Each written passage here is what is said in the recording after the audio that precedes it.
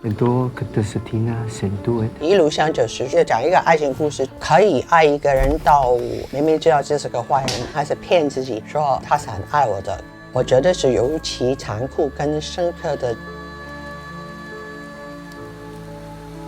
1939年前的应该可能快打了。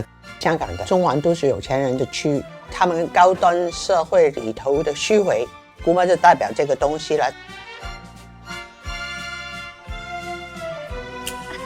他跟好多男人有染，会藏小鲜肉，把这种腐败跟堕落变成非常非常体面。我不像姑妈用死人的钱，死人的钱，你倒是去用用看。卫龙年轻女孩进去一个这样的社会很难逃出来，只怕是回不去了。我不能答应你爱，但是我能答应给你快乐。卫龙他像一个渣男，乔其乔对这个有清醒的认识。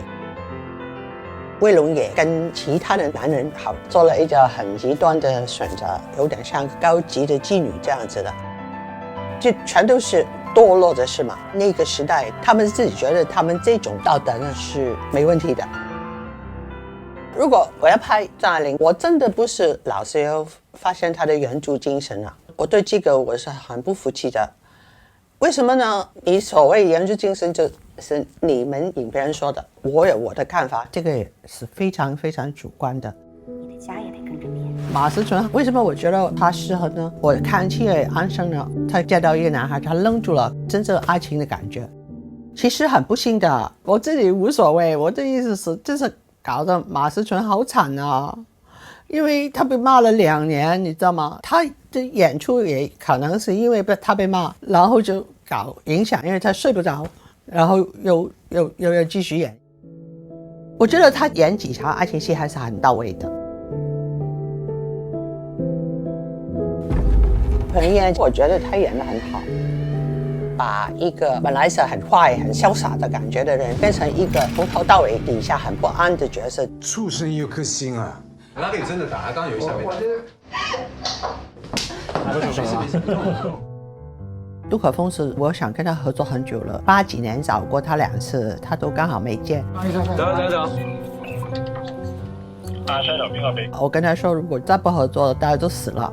所以最后关头就合作了。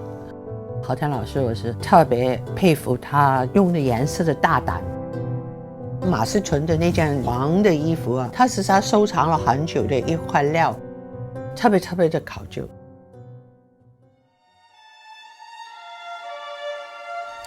坂本龙一到配乐的时候，我把戏里头应该有音乐的地方，我贴回他自己的音，他就很高兴。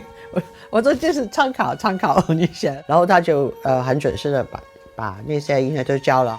我是拍了3个张爱玲的爱情故事：《倾城之恋》、《半生缘》、《第一炉香》。《倾城之恋》我们开拍之前，张爱玲在不停的搬家，她发了一个 fax， 觉得很高兴，恭贺这个戏开拍。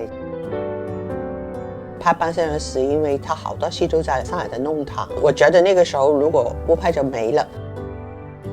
这部电影的美工啊、技术、音乐啊各方面，我觉得都比前面那2部做得好。人家怎么说我这戏，我觉得我会听，可是我并不会很生气。像我这个年纪能活下来已经很高兴了，因为好多我的朋友都病了，要不死了。